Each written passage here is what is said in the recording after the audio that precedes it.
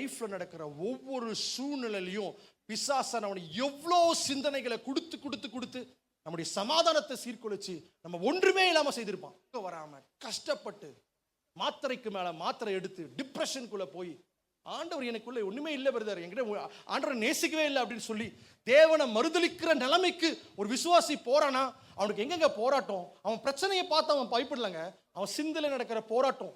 அதான் நான் சொன்னேன், ஒரு தேவனுடைய மனுஷன், ஒரு தேவனுடைய பிள்ளை, தேவனை விசுவாசிக்கிறவன் அவன் செய்ய வேண்டிய ஒரு மிகப்பெரிய விஷயம் என்ன தெரியுமா? ஏன் தப்பு நடந்ததுன்றதை யோசிக்கிறத நிறுத்திட்டு நடந்து போயிடுச்சு, முடிஞ்சிச்சு, நான் தேவனை துதிக்க போறேன், ஆண்டவரை துதிக்க துதிக்க துதிக்க நான் சொல்றேன், போராட்டத்துல தேவன் இறங்கி வந்து உனக்காக கிரியை செய்வார். Yes, there is a problem in my life. என் வாழ்க்கையில பிரச்சனை உண்டு, என் வாழ்க்கையில உபத்திரம் உண்டு, என் வாழ்க்கையில சண்டை சச்சரவுகள் உண்டு. ஆனா நம்ம ஒண்ணே ஒண்ணு செய்யணும். என்ன செய்யணும் தெரியுமா? தேவனை துதிக்கணும்.